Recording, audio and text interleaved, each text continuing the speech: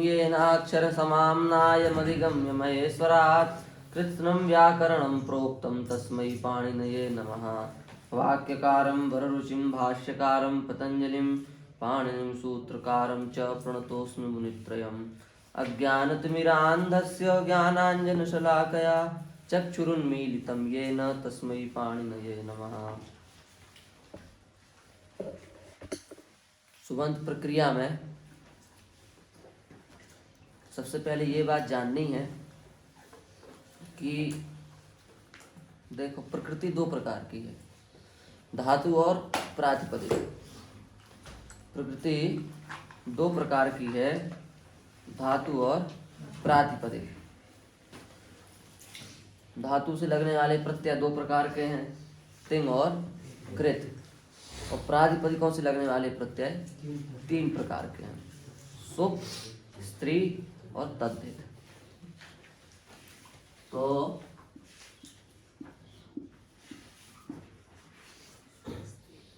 प्रातिपदिक माने होता है शब्द। जिन शब्दों का कुछ अर्थ हो उनको कहा जाता है प्रातिपदिक। ठीक चला? जिन शब्दों का कुछ अर्थ हो उसको क्या कहा जाता है? प्रातिपदिक। जैसे हमने कहा घट, पट, तट, नदी, वन, वृक्ष, पुस्तक, लेखनी, हाथ, पेन, कागज, इतना ये जो सब कुछ लिख रहा है ये सब शब्द है। समझ गए?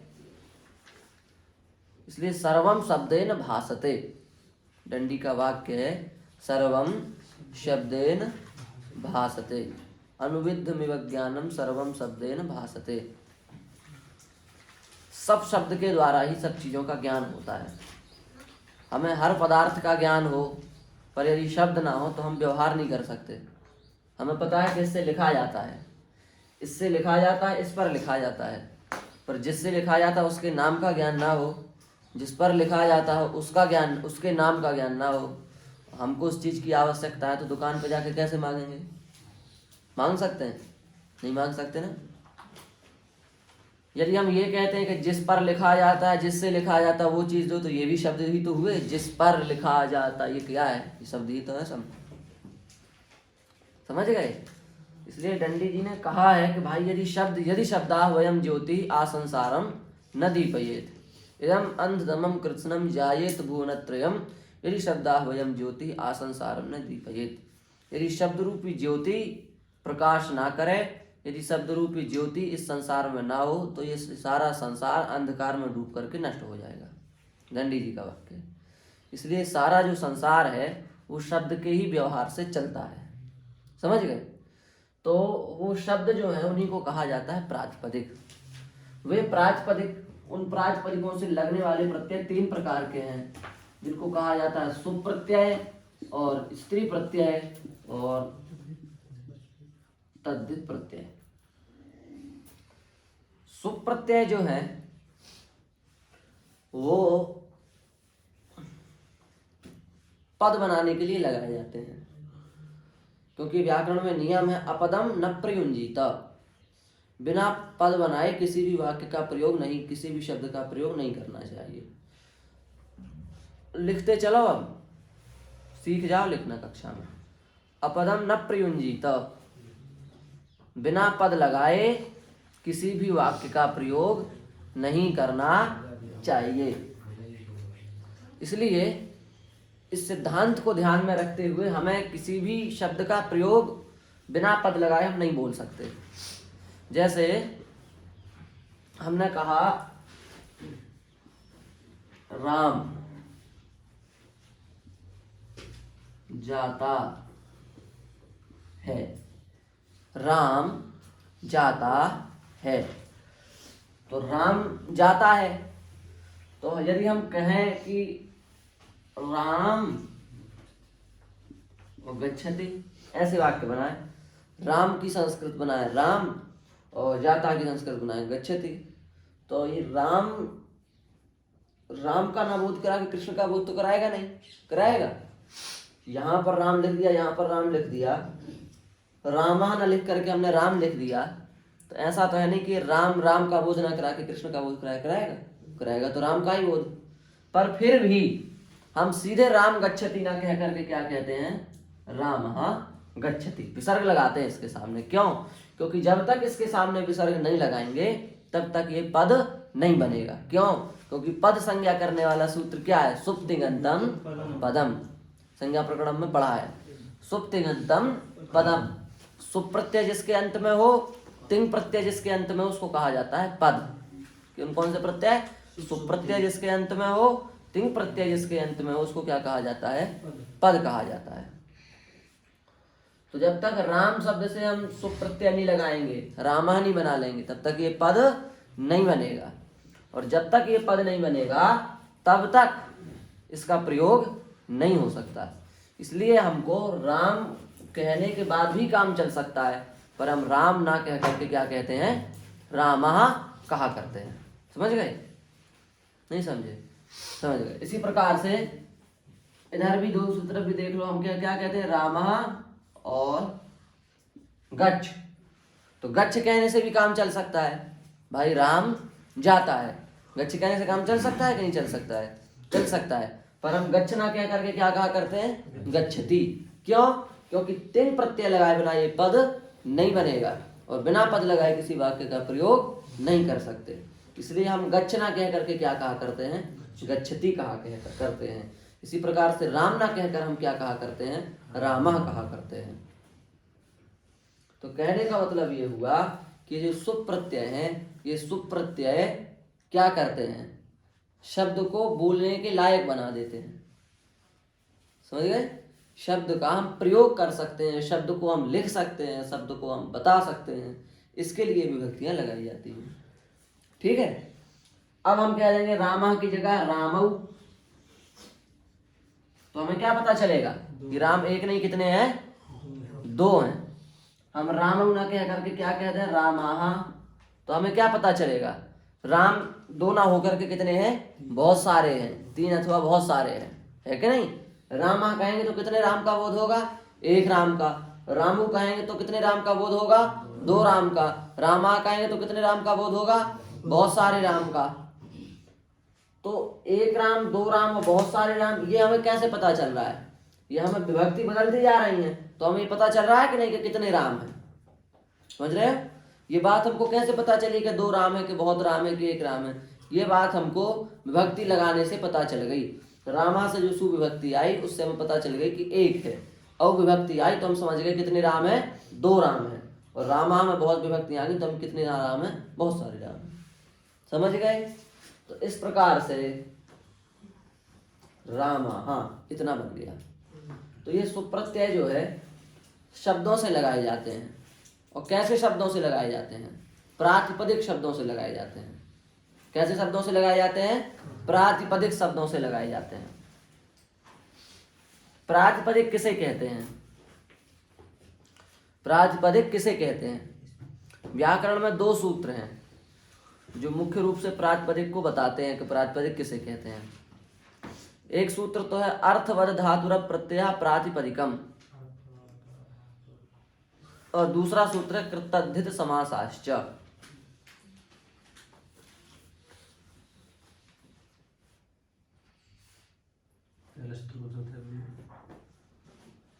दो चार होगा, है ना? अष्टाध्याय में देखना, दूसरे अध्याय के चौथे पाद में शायद। अर्थवद धातुर प्रत्यय प्रातिपदिकम और कृतद्धित समासाश्च, दो सूत्र हैं। लिख लो ये दोनों, फिर इनका भी हम अर्थ लिखवाते हैं। नहीं, दो चार नहीं है, एक दो है, एक दो।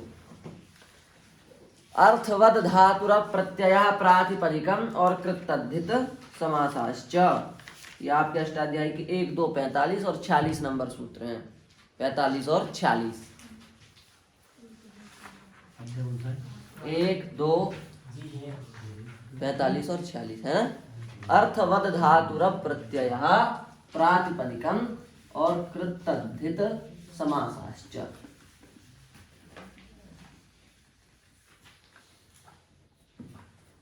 सबसे पहला सूत्र क्या है? इन दोनों को समझना पड़ेगा।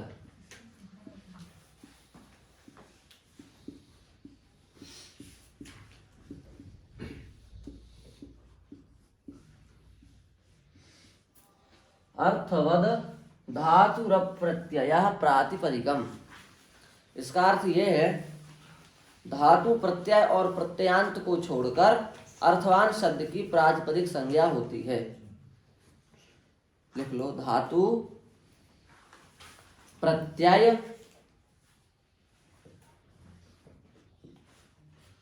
और प्रत्ययांत को छोड़कर,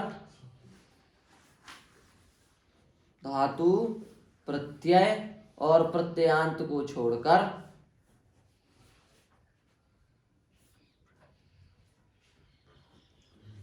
अर्थवान शब्द स्वरूप की, अर्थवान शब्द स्वरूप की,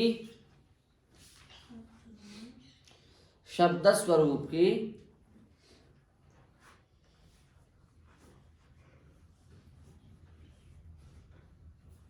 प्रातिपदिक संज्ञा होती है।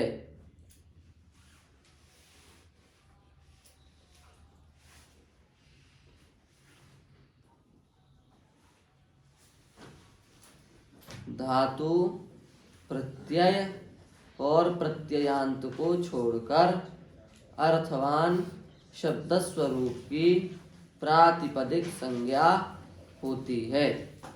लिख लिया? देखो, किसकी प्रातिपदिक संज्ञा होती है? अर्थवान शब्द स्वरूप की। अर्थवान शब्द स्वरूप की प्रातिपदिक संज्ञा होती है। किन किन को छोड़कर? धातु को छोड़कर, प्रत्यय को छोड़कर और प्रत्ययांत को भी छोड़कर। धातु की भी प्रातिपदिक संज्ञा नहीं होती, प्रत्यय की भी प्रातिपदिक संज्ञा नहीं होती, और प्रत्यय जिस शब्द के अंत में लगा हो उस शब्द की भी प्रातिपदिक संज्ञा नहीं होती। समझ गए? धातु की भी नहीं होती प्रातिपदिक संज्ञा, प्रत्यय की भी नहीं होती प्रातिपदिक संज्ञा, और प्रत्यय यदि किसी शब्द के अंत में लगा हो तो उस शब्द की भी नहीं होती प्रातिपदिक संज्ञा। इन तीनों के अतिरिक्त जो अर्थवान शब्द है उस अर्थवान शब्द का नाम है प्रातिपदिक। समझ गए? धातु की भी नहीं होती, प्रत्यय की भी नहीं होती और प्रत्ययांत की भी प्रातिपदिक संज्ञा नहीं होती। धातु प्रत्यय और प्रत्ययांत को छोड़कर जो अर्थवान शब्द स्वरूप हैं उन शब्दों की क्या संज्ञा होती है? प्रातिपदिक संज्ञा इस सूत्र से हो जाती है।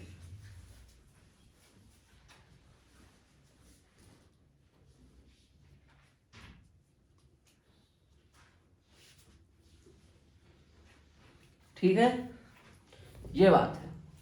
तो देखो, धातु की प्रातिपदिक संज्ञा नहीं होगी, प्रत्यय की प्रातिपदिक संज्ञा नहीं होगी, और वो प्रत्यय किसी शब्द के अंत में लगाओ तो उस शब्द की भी प्रातिपदिक संज्ञा नहीं होगी। तो देखो, कुछ दो प्रकार के शब्द होते हैं, ध्यान से सुनना हमारी बात, नहीं तो लिख लेना। शब्द दो प्रकार के होते हैं, प्रातिपदिक भी दो प्रकार के होते हैं, शब्द भी दो प्रकार के होते हैं। एक शब्द है जिन्हें कहा जाता है व्युत्पन्न शब्द, और एक शब्द है जिन्हें कहा जाता है अव्युत्पन्न शब्द। व्युत्पन्न, ऐसे लिख लो इनको, व्युत्पन्न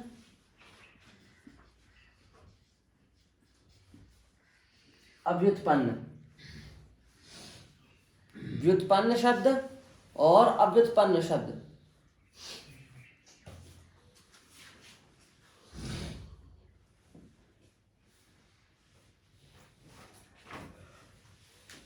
समझ गए? क्या है व्युत्पन्न और क्या है अव्युत्पन्न और क्या है इन दोनों का अंतर? ठीक, तो ऐसे समझ लो, सीधा सीधा आपको बताएं हम। प्रकृति प्रत्ययानुसंधान सहितत्वम व्युत्पन्नत्वम। व्युत्पन्न की परिभाषा,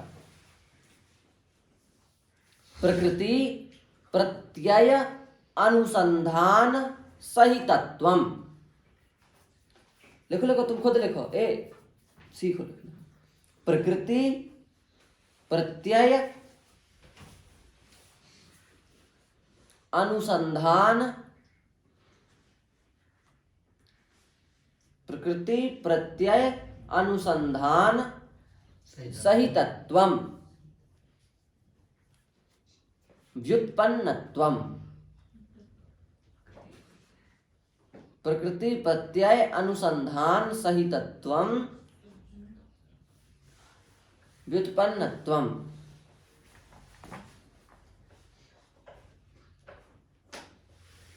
हो गया। और अव्युत्पन्न की भी लिख लो, प्रकृति प्रत्यय अनुसंधान रहितत्वम। बस इतना अंतर करना है, ऊपर वाले में सहितत्वम, नीचे वाले में रहितत्वम। बाकी पूरा का पूरा वहां लिखा था व्युत्पन्नत्वम, यहाँ लिख लो अव्युत्पन्नत्वम, बस इतना आएगा। प्रकृति प्रत्यय अनुसंधान रहितत्वम अव्युत्पन्नत्वम। प्रकृति प्रत्यय अनुसंधान सहितत्वम व्युत्पन्नत्वम।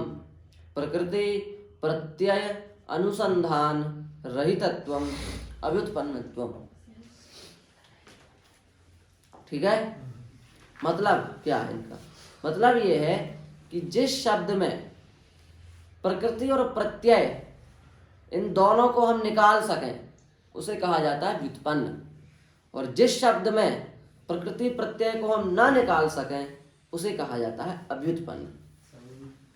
जिस शब्द में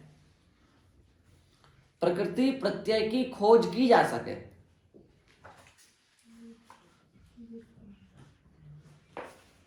उसे कहा जाता है व्युत्पन्न।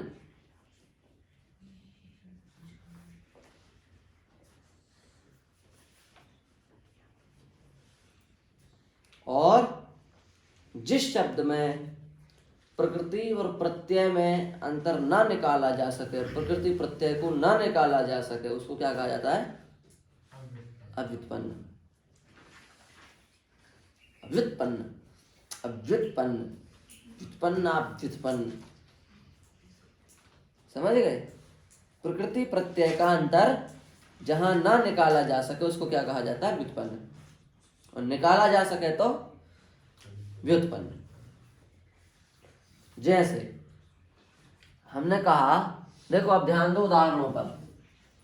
हमने कहा रम धातु है और घय प्रत्यय है बराबर राम शब्द बनता है। ऐसे तो बनता है, तुरंत पढ़ चुके हो। क्या होता है? रम धातु घय प्रत्यय बराबर राम शब्द बन गया। बन गया राम शब्द। इस राम शब्द में प्रकृति और प्रत्यय का अंतर समझ में आ रहा है कि नहीं आ रहा है? प्रकृति अलग प्रत्यय अलग दिख रहा है कि नहीं दिख रहा है? दिख रहा है। इसलिए राम शब्द क्या माना जाएगा? व्युत्पन्न शब्द। व्युत्पन्न प्रातिपदिक माना जाएगा राम शब्द। कैसा माना जाएगा? व्युत्पन्न प्रातिपदिक। समझ गए? जैसे हमने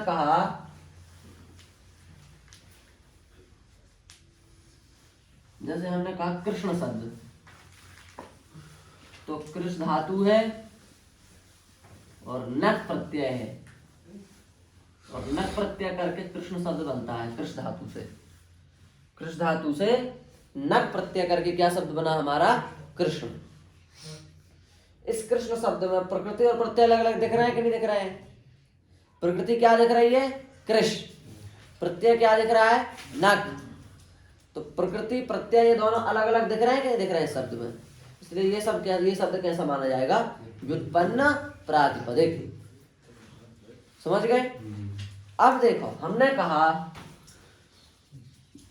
दित्थ, डबित्थ, कपित्थ, ये तीन शब्द लिए हमने। डित्थ, डबित्थ, कपित्थ। हमने ये कहा आपसे कि इनमें प्रकृति अलग करिए और प्रत्यय अलग करिए। जैसे हमने राम में अलग अलग कर दिया ना, धातु अलग प्रत्यय अलग कर दिया। कृष्ण में किया ना, धातु अलग प्रत्यय अलग कर दिया। ऐसे हमने कहा डित्थ में धातु अलग प्रत्यय अलग करो। तो डित्थ में ऐसी कोई धातु ही समझ में आ रही जिससे डित्थ बन सकता हो, और ऐसा कोई प्रत्यय ही नहीं दिख रहा है जिससे डित्थ बन सकता हो। समझ रहे हो बात को? ऐसे ही डबित्थ में कोई ऐसी धातु नहीं दिख रही है जिससे डबित्थ बन सकता हो, ऐसा कोई प्रत्यय ही नहीं दिख रहा है जिससे डबित्थ बन सकता हो। ऐसे कपित्थ में कोई ऐसी धातु नहीं जिससे कपित्थ बनता हो, कोई प्रत्यय नहीं जिससे कपित्थ बन सकता हो। कपि चलने उससे नहीं बनता। और फिर प्रत्यय कैसे ढूंढेंगे? प्रत्यय भी नहीं ऐसा कोई व्याकरण में जो इसमें लगा है। तो क्या किया जाएगा कि कपि से कंप होगा। दूसरी बात यह है, ऐसे जो शब्द हैं डित्थ, दवित्थ, कपित्थ आदि जो शब्द हैं, इन शब्दों में प्रकृति प्रत्यय को हम नहीं ढूंढ सकते, इसलिए इन शब्दों को क्या कहा जाएगा? अव्युत्पन्न प्रातिपदिक। समझ गए? इतना समझ गए? जिन शब्दों में प्रकृति प्रत्यय को ढूंढा जा सके उनको क्या कहेंगे हम? व्युत्पन्न प्रातिपदिक। जिन शब्दों में प्रकृति प्रत्यय को न ढूंढा जा सके उसे क्या कहेंगे हम? अव्युत्पन्न प्रातिपदिक। जैसे राम, कृष्ण, ये क्या है? व्युत्पन्न प्रातिपदिक। और डित्थ, दवित्थ, कपित्थ आदि क्या है? अव्युत्पन्न प्रातिपदिक। क्यों है अव्युत्पन्न? क्योंकि इनमें प्रकृति प्रत्यय को हम नहीं ढूंढ सकते। ठीक है? तो जिन शब्दों में, अब सूत्र पे आ जाओ, जो अपना सूत्र चल रहा है, अर्थवर धातु प्रत्यय, धातु को छोड़कर इसकी प्रातिपदिक संज्ञा होगी रम की। ध्यान दो, रम की प्रातिपदिक संज्ञा होगी? नहीं होगी। क्यों? क्योंकि ये धातु है। प्रत्यय को छोड़कर घय प्रत्यय लगा रखा है, इससे हमने घय प्रत्यय की प्रातिपदिक संज्ञा होगी? नहीं, क्योंकि प्रत्यय को छोड़कर होती है।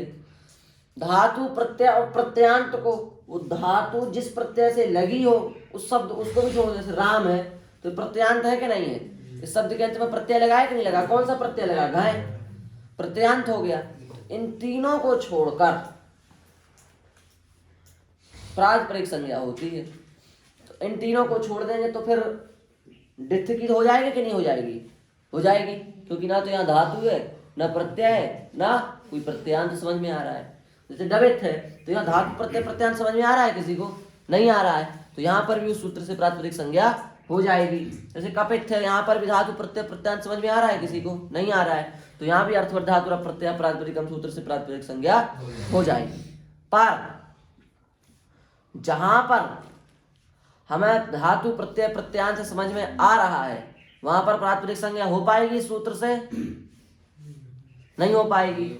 जैसे राम, रम धातु से घय प्रत्यय लगा के हमने राम शब्द बनाया, इस राम शब्द की प्रातिपदिक संज्ञा हो सकती है सूत्र से? नहीं हो सकती। क्यों? क्योंकि प्रत्ययांत है। जैसे हमने कृष्ण धातु से नक प्रत्यय करके कृष्ण शब्द बनाया, इस कृष्ण शब्द की प्रातिपदिक संज्ञा हो सकती है? नहीं हो सकती। क्यों? क्योंकि ये प्रत्ययांत है। उसी प्रकार से और भी जितने भी प्रत्यय लगते हैं, जैसे हमने कहा दक्ष, दक्ष शब्द से हमने किया ईय प्रत्यय तद्धित में, और बनाया दाक्षी, तो दाक्षी शब्द की प्रातिपदिक संज्ञा हो पाएगी? नहीं हो पाएगी। क्यों? क्योंकि प्रत्यय है लास्ट में, ईय प्रत्यय लगा है। समझ गए? तो धातु, इन जितने भी शब्द हैं राम, कृष्ण, दाक्षी इत्यादि, इनकी प्रातिपदिक संज्ञा सूत्र से हो सकती है? नहीं हो सकती। पर हमें इनकी प्रातिपदिक संज्ञा करनी है, इनकी हमें प्रातिपदिक संज्ञा करनी है। इसी के लिए फिर भगवान पाणिनि को दूसरा सूत्र बनाना पड़ा, जिस सूत्र का नाम है कृत तद्धित समासाश्च। कृत तद्धित समासाश्च, कृत तद्धित समासाश्च। यही भ्रम हो जाता है कि प्रातिपदिक संज्ञा किस सूत्र से किसकी होती है। इन शब्दों की प्रातिपदिक संज्ञा अर्थवत धातु प्रत्यय से कर देते हैं रामकृष्ण की। लेकिन हाँ, तो प्रश्न ये उठ जाता है ना भाई कि यदि अर्थवत धातु प्रत्यय से, ऐसा तो कोई संसार में स्थान ही नहीं जहाँ धातु प्रत्यय प्रत्ययांत ना, ऐसे दिखता है ना मोटे तौर पे। तो ये शब्द कहाँ दिखते हैं? डित्थ, दवित्थ, कपित्थ आदि तो बहुत कम दिखते हैं। ज्यादातर शब्द ऐसे दिखते हैं जो धातु प्रत्यय प्रत्यांत ही होते हैं। तो कृदंत, इसका अर्थ लिखो, प्रत्यय ग्रहणे तदंताग्राह्या। एक नियम है, प्रत्यय ग्रहणे लिख सकते हो, लिखना हो तो हम बोल रहे हैं प्रत्यय ग्रहणे तदंताग्राह्या।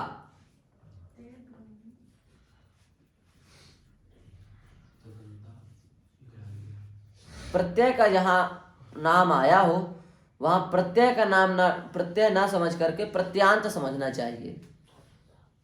प्रत्यय ग्रहणे तदंताग्राह्याः। प्रत्यय के ग्रहण में प्रत्यय को ना लेकर के प्रत्यांत लिया जाता है।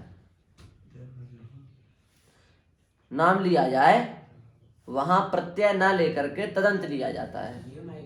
हाँ, प्रत्यय ग्रहणे तदंता ग्राह्य। हिंदी अपने हिसाब से लिख लो। अब हम जितनी बार बोलेंगे उतनी बार अलग बोलेंगे तो तुम्हारी कई बार अलग अलग हिंदी हो जाएगी, इसलिए अपने हिसाब से लिख लो। कहने का उसका सार इतना है कि भाई प्रत्यय का जहां नाम आएगा वहां प्रत्यय नहीं लेना है, प्रत्यांत लेना है। समझ रहे हैं? तो कृत कहने से सूत्र क्या है? कृत, तद्धित और समासाश्च। माने कृत की, तद्धित की और समास की। तो कृत कहने से कृत नहीं लेना है। अभी बताया ना, कृत क्या है? प्रत्यय है। तो प्रत्यय के ग्रहण में किसका ग्रहण होता है? तदंत का। तो हम इसका अर्थ करेंगे कृत नहीं, कृदांत।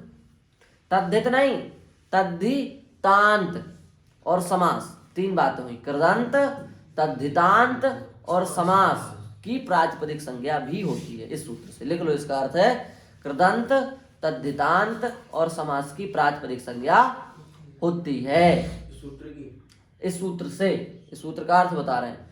कृदंत, तद्धितांत और समास की प्रातिपदिक। समास तो प्रत्यय है नहीं, इसलिए समासांत नहीं कहा, समास। कृदंत, तद्धितांत और समास की प्रातिपदिक संज्ञा होती है।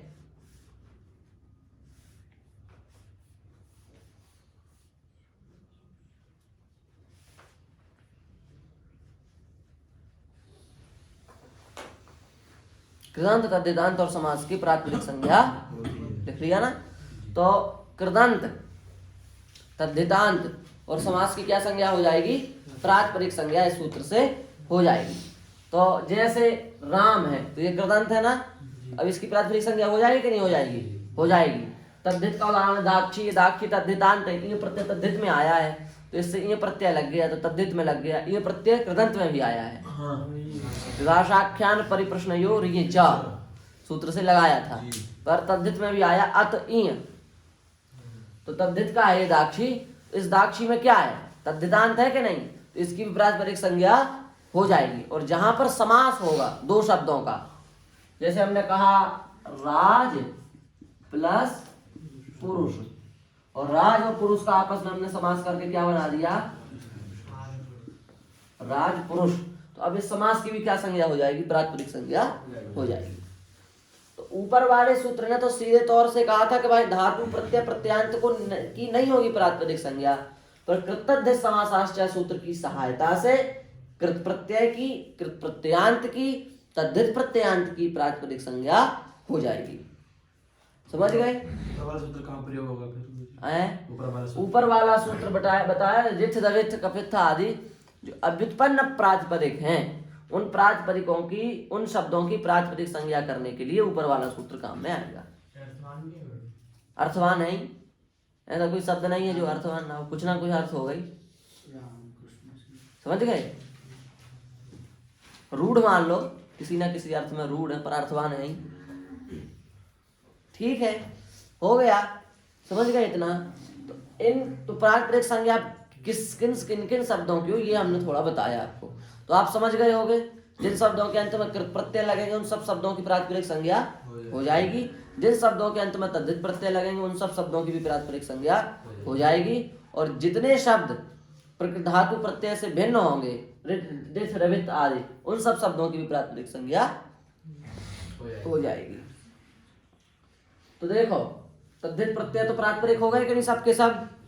कृत प्रत्यय भी सबके सब प्रातिपदिक हो गए। अब कितने प्रत्यय बचे? स्त्री प्रत्यय की प्रातिपदिक नहीं है अभी, स्त्री प्रत्यय की प्रातिपदिक संज्ञा नहीं हुई ना अभी। तो सुबंत तो लगना ही है प्रातिपदिकों से। समझ गए? तो 7 प्रत्यय हैं जो स्त्री हैं। तद्धित प्रत्यय कितने हैं? 282। और स्त्री प्रत्यय कितने हैं? केवल 7। और सुप प्रत्यय कितने हैं? 21।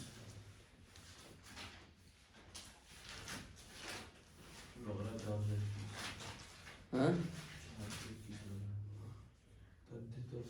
21, 7 और 282 ये प्रत्ययों की संख्या है। 21 स्त्री प्रत्यय की संख्या 7 और तद्धित प्रत्यय की संख्या 282। ठीक है? तो स्त्री प्रत्यय कौन कौन से हैं? 7 बताया भी था उस दिन। टाप, डाप, चाप। 3 कौन से? टाप, डाप, चाप। तीन है अपने गीप गीश गीन, गीप गीश गीन, तो कितने हो गए 6। और एक प्रत्यय है ऊ, तो कितने हो गए 7।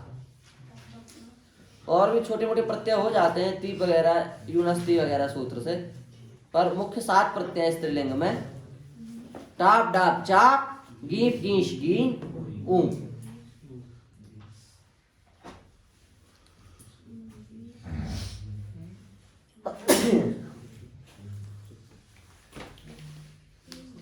टाप डाप चाप गीप गीश गीन और ऊ, ये 7 स्त्री प्रत्यय हैं।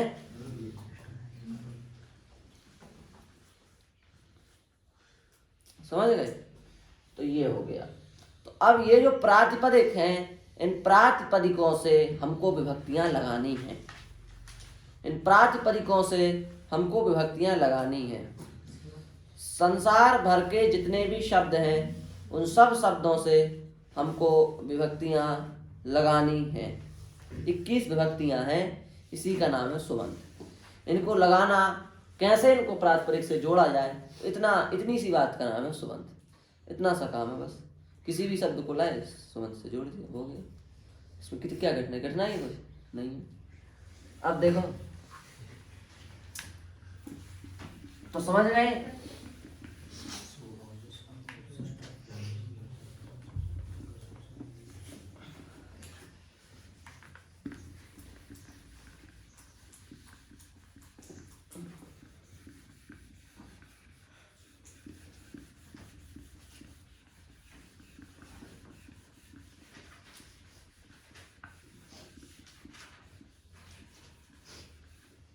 हो गया ना?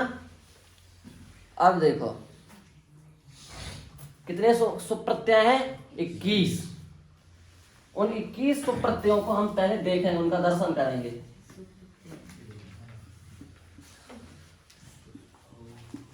सु औ जस,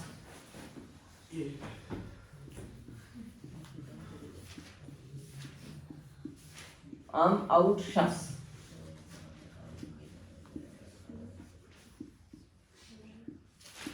टाभ्याम भिस,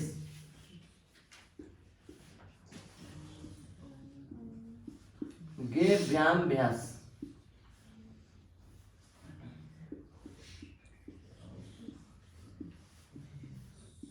कसिभ्याम भ्यास,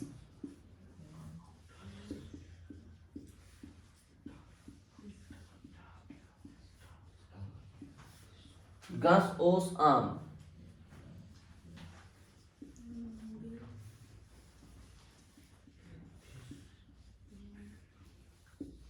गी ओस सु। इनको कहा जाता है 21 विभक्तियां। सु औ जस, अम औ शस, टाभ्याम भिस, गेभ्याम भ्यास, गसिभ्याम भ्यास, गस ओस आम, गी ओस सु। ये तो लिखाया सामान्य जैसे लिखते हैं सब, पर अपन विशेष लिखते हैं थोड़ा सा।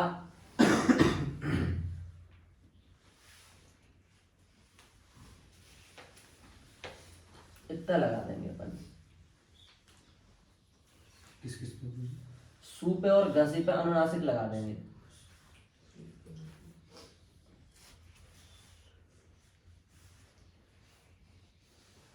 अब आप चलो सीधे 1 3 2 से 1 3 2 चलो अष्टाध्यायी में एक संज्ञा खोल लो,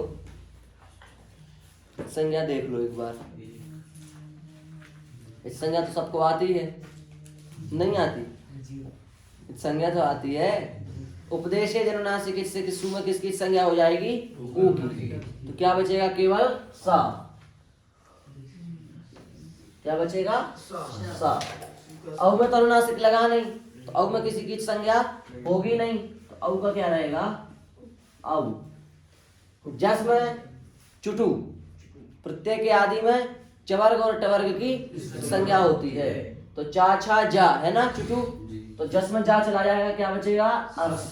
सा की हलंतम से संज्ञा होनी चाहिए, पर न विभक्तौ तुस्माहा सूत्र से निषेध हो जाएगा, तो सा की संज्ञा नहीं होगी। तो क्या प्रत्यय बन गए? सा औ अस, ये बने। अब मैं माँ की हलंत्यम की संज्ञा प्राप्त होती है हलंत्यम से, पर न विभक्तौ तुस्माहा से निषेध हो जाएगा, तो अम का क्या बचेगा? अम। आउट में हलंत्यम से टा की संज्ञा हो जाएगी, क्या बचेगा? औ। शस में लसक को तद्धिते से शा की संज्ञा हो जाएगी, क्या बचेगा? अश। टा में चुटू से ट की संज्ञा हो जाएगी, क्या बचेगा? आ। भ्याम में माँ की संज्ञा हो गई लसक को न विभक्तौ तुस्माहा से, जिसमें सा की संज्ञा होगी नहीं, सा को हो जाएगा विसर्ग, तो बन जाएगा भी। गे का बचेगा ए, भ्याम का बचेगा भ्याम, व्यस में सा को विसर्ग, भ्या और अस में भी सा को विसर्ग, विसर्ग नहीं होता है इसको, इसको आ ही रहने दो, ऐसा ही रहने दो। इसकी कई चीज है इसमें, बाद में देख लेंगे इसको, ठीक है। और गसी में ई की संज्ञा हो जाएगी उपदेश से किससे? गा की संज्ञा हो जाएगी लशक को तद्धिते से, बचेगा अस।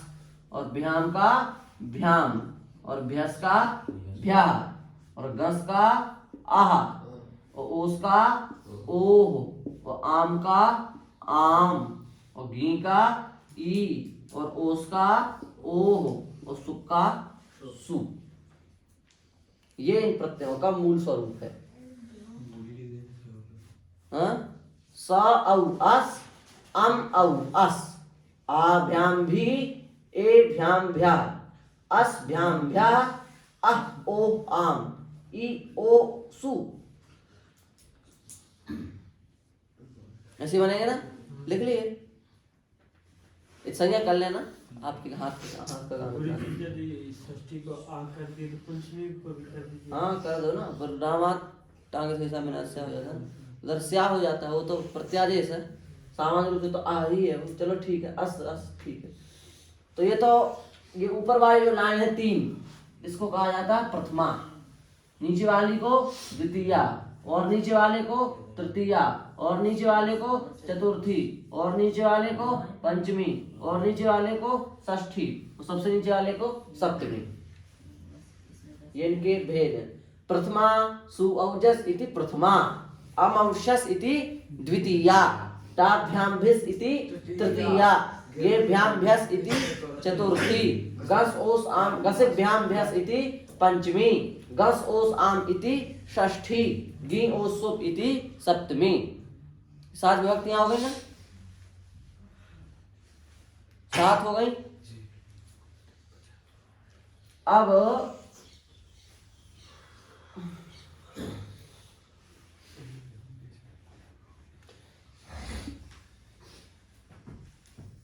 ऐसे कर दो इसको, आप कहेंगे ये कौन सा हाईवे है?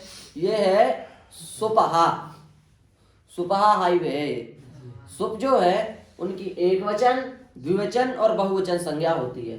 तो इस पूरी लाइन का नाम हो गया एक वचन, इस पूरी लाइन का नाम हो गया द्विवचन, इस पूरी लाइन का नाम हो गया बहुवचन, और इस लाइन का नाम हो गया प्रथमा, इस लाइन का नाम हो गया द्वितीया, इस लाइन का नाम हो गया तृतीया, इस लाइन का नाम चतुर्थी, इस लाइन का नाम पंचमी, इस लाइन का षष्ठी, इस लाइन का सप्तमी।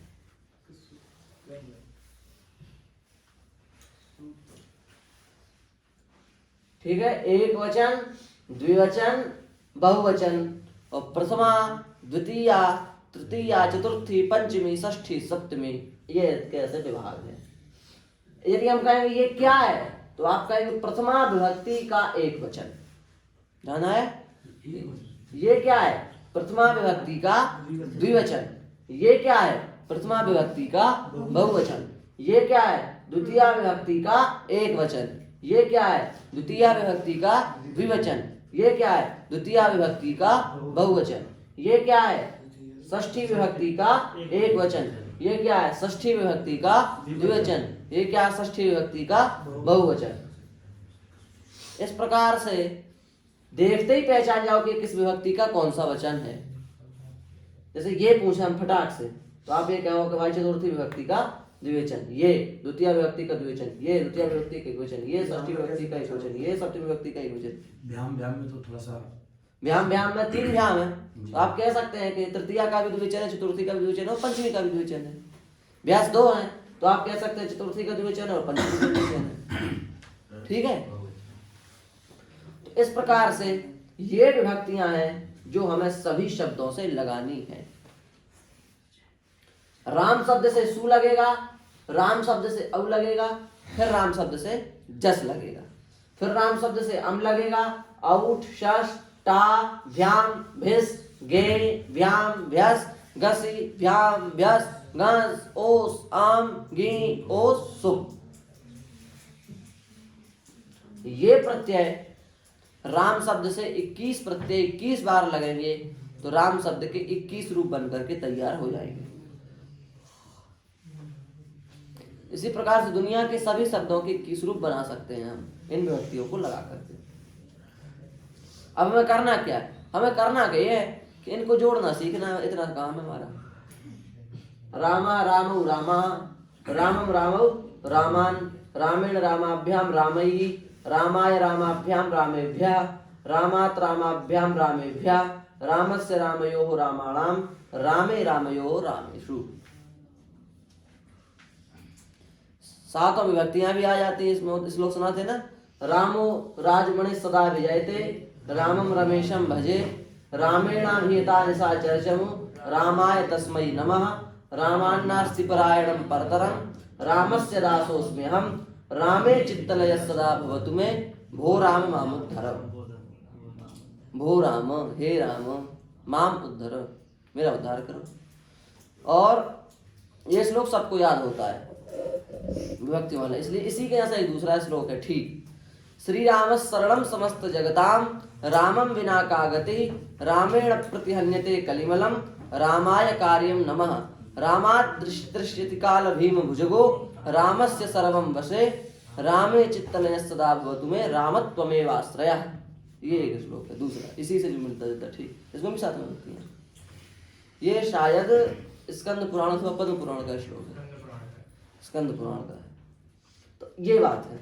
तो ये 21 विभक्तियां हमको धातुओं से जोड़नी है, ठीक है, प्रातिपदिकों से जोड़ना है। तो ये प्रत्यय कभी नहीं बदलते, ये अपना आकार कभी नहीं छोड़ते, ये ऐसे ही रहते हैं। इन प्रत्ययों की पहचान करना सीख लो पहले आप लोग। प्रत्ययों की पहचान आती है ना, तिंग में की थी ना अपन ने, अजादी पित हलादी पित सार्वधातुक आर्धातुक सब की थी ना।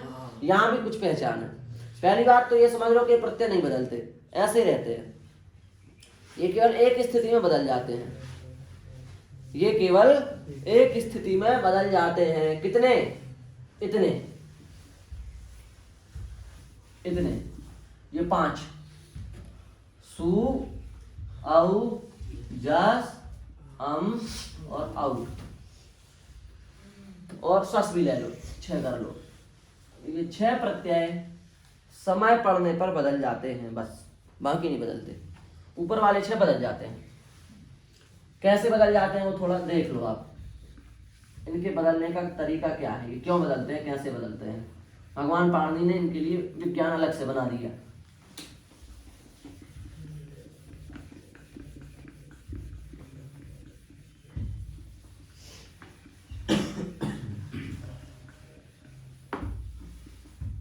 इनके लिए क्या विज्ञान बनाया?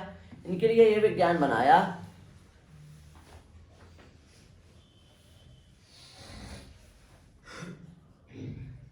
नपुंसक लिंग में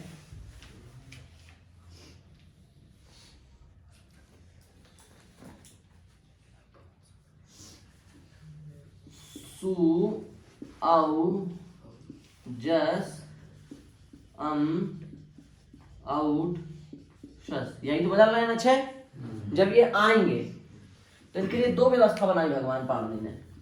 वो कहते हैं कि प्रातिपदिक 2 प्रकार के हैं नपुंसक लिंग में। प्रातिपदिक नपुंसक लिंग में कितने प्रकार के हैं? 2 प्रकार के। अदंत प्रातिपदिक,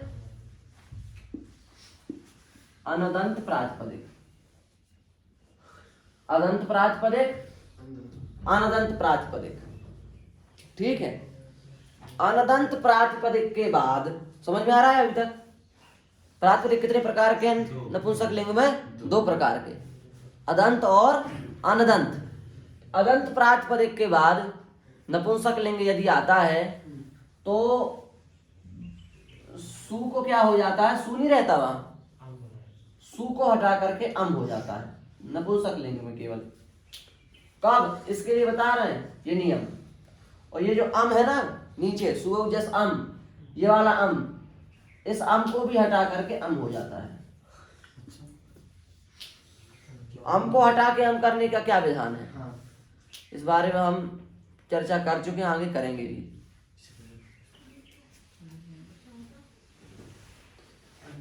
समझ गए? और हमने एक चर्चा और की थी इसमें, विशेष चर्चा। हमने चर्चा ये की थी कि मान लो शब्द है ज्ञान, और ज्ञान शब्द से लगाया हमने अम, तो क्या बन जाता है पर रूप करके? ज्ञानम बन जाता है ना। ज्ञान से अम करके क्या बन जाता है? ज्ञानम। ये आप लोग बता रहे हैं, पीछे वालों को नहीं आएगी। ज्ञान से लगाए अम तो क्या बन जाता है? ज्ञानम। तो हमने चर्चा ये की थी कि भाई जब आ और आ मिलकर के आई बनना है तो अम ना करके माँ करो ना सीधे। ये आ हटाओ, यहाँ के करेंगे हम सीधे माँ। अब करोगे तो क्या बनेगा? तो अम का हटा करके माँ करने में क्या आपत्ति आ रही है आपको? ये प्रश्न उठाया था। प्रश्न भी ठीक है अपनी जगह, एक सूत्र कम लगाना पड़ेगा, पर रूप नहीं करना पड़ेगा। एक सूत्र बचा कि नहीं बचा? दूसरी बात, एक अक्षर लिखने में कम पड़ेगा। अतो अम ये थोड़ा लंबा है, अतोम ये छोटा है, तो सीधे माँ करो ना भाई। जब आपको ज्ञानम ही बनाना है तो अम क्यों करते हो? इसका भी उत्तर दिया था हमने। शिवराम को शायद ध्यान हो या ना हो। तो अदंत और अनदंत ये दो बातें हैं। अदंत के बाद जब सु आएगा तो उसको क्या हो जाएगा? अम हो जाएगा। और अम आएगा तो अम को भी क्या हो जाएगा? अम हो जाएगा अदंत के बाद में। अदंत के बाद में। अब ये अभी ये दो तो बदल गए, ये दोनों बदल गए ना। देखो इधर ध्यान से, इतना मकान बदल गया, इतना जीर्णोद्धार हो चुका है, इतना और बचा है। इसका जीर्णोद्धार ऐसे करो कि औ को हटा करके यहाँ शी करो, और इस औ को हटा करके भी शी करो। ये अदंत में है। हाँ अदंत में ही है ये। अदंत में ही अभी 6 बदल रहे ना, अभी तो 4 ही बदले। इन दो का भी पुनरुद्धार हो गया, ये औ को। अब बचे जस और शस। तो जस को हटा के करो शी, और सस को हटा करके करो शी। लो 6 का जीर्णोद्धार हो गया। अदंत में ही ये तीनों काम करने हैं। हाँ हाँ,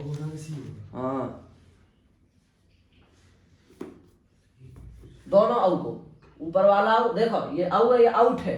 औ को भी हटा करके शी, आउट को भी हटा के शी, और जस को भी हटा के छोटी शी, और सस को हटा के छोटी शी। ये अदंत में चल रहा है। अदंत में ही चल रहा है। ये 6 प्रत्यय अदंत में बदलने जाएंगे। अदंत के बाद ये 6 प्रत्यय नपुंसक लिंग का जो अदंत होगा, ध्यान रखना, नपुंसक साथ में जोड़ रहे हैं। नपुंसक लिंग के जो अदंत शब्द है उनके बाद ये 6 प्रत्यय बदल जाएंगे अदंत में। अदंत नपुंसक लिंग के बाद ये 6 प्रत्यय ऐसे हो जाएंगे, ठीक है। और अनदंत नपुंसक के बाद आएंगे तो क्या होगा? तो ये होगा कि अदंत नपुंसक के बाद जो सु और अम है ना, सु और अम ही तो है सुनु के प्रत्यय 2, तो सु का भी हो जाएगा लोप और अम का भी हो जाएगा लोप अनदंत में। ध्यान रखना, ये लिख दिया हमने। तो यहाँ भी हो जाएगा क्या? शून्य, यहाँ भी हो जाएगा शून्य, डबल जीरो। सु और अम दोनों का लोप। यहाँ सु और अम को अम हो गया था अदंत में, अनदंत में क्या होगा? सु और अम दोनों का लोप। और यहाँ पर ज्यों का त्यों रहेगा दोनों में। शी यहाँ हुआ, शी यहाँ होगा, छोटी शी वहां हुई लास्ट में, छोटी शी यहाँ होगी लास्ट में। बस ये 6 प्रत्यय बदलेंगे। हाँ बस अंतर इतना आ जाएगा दोनों में। यहाँ सु और अम को अम हुआ, यहाँ सु और अम का डिब्बा आ गया, डब्बा गोल हो गया। आ गया समझ में? अदंत नपुंसक के बाद सु और अम आए तो दोनों को क्या हो गया? अम हुआ। और अनदंत नपुंसक के बाद सु और अम आए तो दोनों का डब्बा क्या हो गया? गोल हो गया। यही अंतर है दोनों में। बाकी शीशी यहाँ है, शीशी यहाँ है, शीशी यहाँ है, शीशी यहाँ है, इसमें कोई अंतर नहीं आया।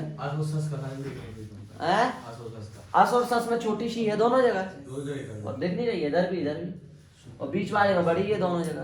पहले वाले में अम और अनदंत में पहले वाले में डबल गोला, डबल जीरो। समझ गए क्या? इतना समझ गए? हाँ इतना तो समझ गए। अब देखो क्या करना है अपन को ये करना है कि प्रत्यय की पहचान करनी है ना। तो देखो प्रत्यय की हम पहचान कराते हैं आपको। सु पहला प्रत्यय, औ दूसरा प्रत्यय, जस तीसरा प्रत्यय, अम चौथा प्रत्यय, आउट पांचवा प्रत्यय और शी छठवां। ध्यान दो इधर इधर इधर। शी छठवां प्रत्यय और ये शी सातवां प्रत्यय। ये 7 प्रत्यय ले लो, नंबर डालना 1 2 3 4 5 6 7।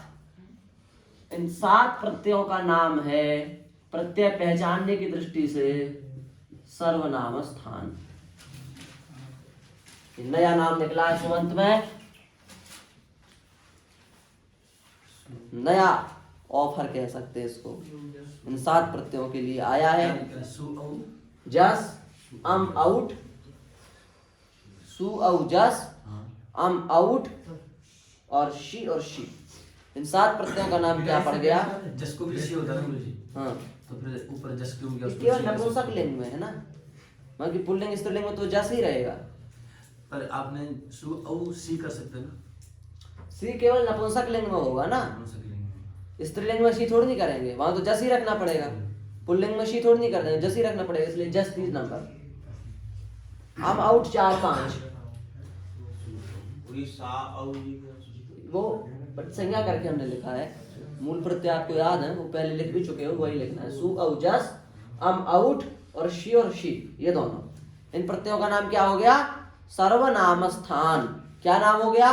सर्वनाम। ये 7 प्रत्यय आप देखें और हम पूछे क्या है तो आप कहोगे सर्वनाम स्थान। ठीक है, इतना समझ गए कि नहीं समझ गए? समझ गए? नहीं समझे? इतना समझ गए। अब जो बाकी प्रत्यय बचे हैं इनकी क्या पहचान है? इनकी पहचान सीधे सीधे ऐसे कर लो। देखो हम आपको बहुत सरल तरीका बताते हैं जिससे आप एक बार में पहचान कर लोगे। जितने प्रत्यय बचे हैं उनमें एक संज्ञा कर लो, सब में कर लोगे एक संज्ञा, आपको आती है। एक संज्ञा करके यदि प्रत्यय हलादि दिखे तो उसका आप नाम कहोगे पद, और यदि आपको प्रत्यय अजादि दिखे तो उसको आप नाम दोगे भा।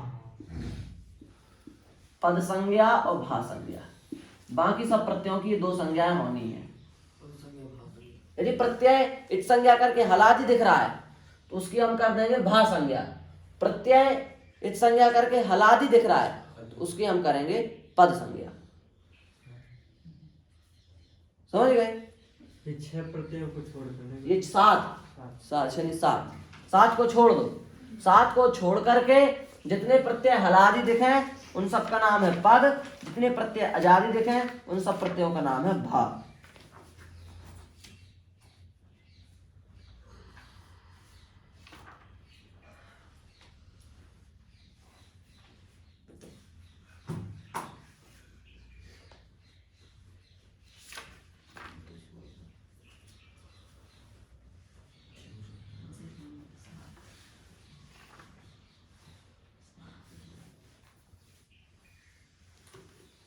समझ गए क्या?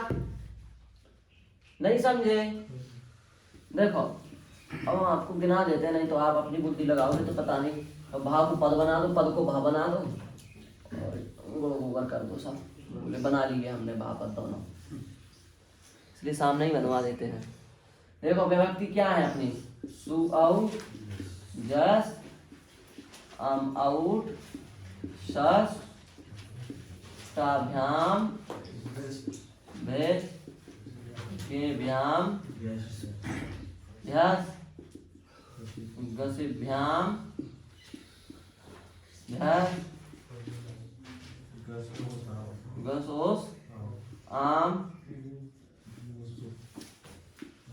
तो सुबह जस अम आउट सस ताभ्याम भेद गेभ्याम भेद गसिभ्याम भेद गसोस आम गियोसो। लिख ली विभक्तियां।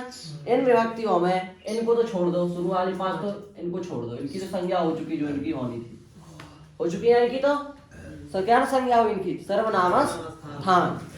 अब देखो शस में संज्ञा करके क्या बचेगा? अस।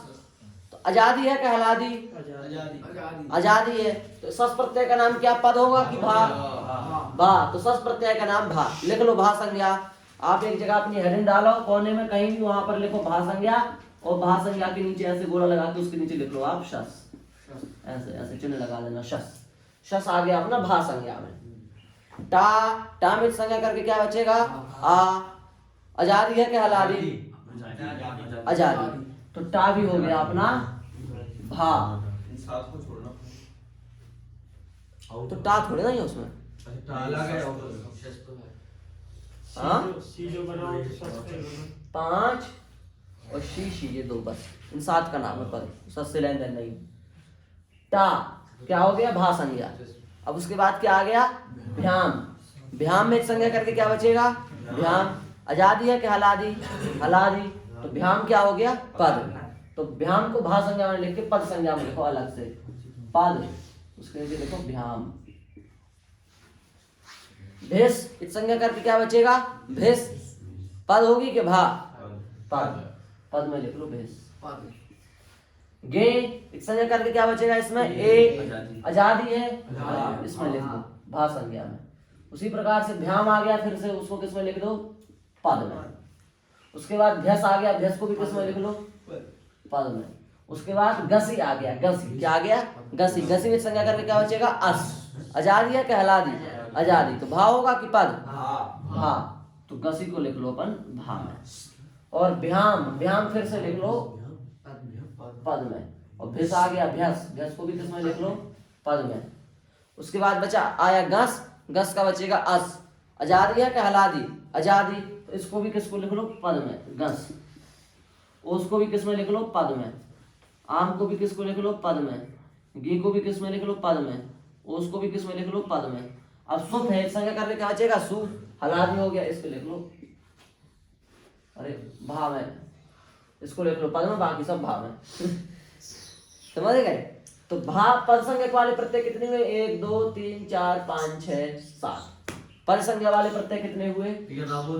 7। भ्यास, भ्याम भ्याम भ्याम, सीधे सीधे बात है। 3 तो भ्याम है, भ्याम भ्याम भ्याम, ठीक है। 2 भ्यास है, भ्यास भ्यास, कितने हो गए? 3 2 5, और 1 भेष और 1 सुप, 5 2 7 हो गए। इन 7 का नाम क्या है? पद। भ्याम भ्याम भ्याम, भ्यास भ्यास, भिस और सुप, ये लिखे हैं ऊपर। इन 7 का नाम क्या हो गया? पद। गोला लगा दें आपका हो तो इसी में हम भ्याम भ्याम भ्याम, भ्यास भ्यास, भेष और सुप। जिनमें गोला लगे वो है पद, जो गोला से बाहर है वो है भा। सीधा सा गोला वाले पद, गोला से बाहर भा। ये शस गोला से बाहर है ना, तो ये क्या हो गया? भा। ये गोला से बाहर भा, ये बाहर भा, ये भा। अब रुक जाओ, 7 कितने हो गए? पद। और भा कितने हुए? 1 2 3 4 5 6 7 8 9। कितने हो गए? 9।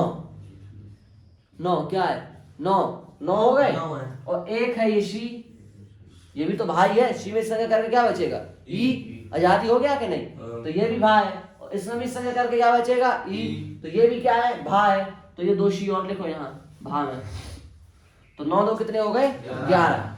11 प्रत्ययों का नाम है भा, और 7 प्रत्ययों का नाम है पद, और 7 प्रत्ययों का नाम है सर्वनाम स्थान। समझ गए? सुनो जरा ध्यान से। सु औ जस अम औठ शी शी, इन 7 प्रत्ययों का नाम क्या है? सर्वनाम स्थान। और भ्याम भ्याम भ्याम, भ्यास भ्यास, भेष सुप, इन 7 प्रत्ययों का नाम क्या है? पद। और सस टा गे गसी गस गी ओस ओस भ्याम, और शी और शी, इन 11 प्रत्ययों का नाम क्या है? भा। समझ गए? समझ गए? ये प्रत्ययों का विभाग है। तो कितने प्रकार के कुल मिलाकर शुभ अंत में प्रत्यय हैं? 3 प्रकार के प्रत्यय हैं कुल मिलाकर के। कौन कौन से? सर्वनाम स्थान, सर्वनाम स्थान संज्ञक, पद संज्ञक, भा संज्ञक, 3 प्रकार के प्रत्यय हैं। अब हमारा विचार क्या है? सिद्धांत क्या अपना? अपन ने स्टिंग में क्या किया था? उसमें भी 3 प्रकार के प्रत्यय बनाए थे। आजादी, पित्त, सार्वधातु, 3 चीजें थी ना उसमें भी। इसमें भी हमने कितनी चीजें की? 3 चीजें की। क्या? सर्वनाम स्थान संज्ञक, पद संज्ञक और भा संज्ञक, 3 वर्ग बनाए। अब हम पढ़ेंगे भा में क्या होता है, फिर पढ़ेंगे पद में क्या होता है, फिर पढ़ेंगे सर्वनाम स्थान में क्या होता है, तीनों का पढ़ लेंगे, सुबंत हो गया है।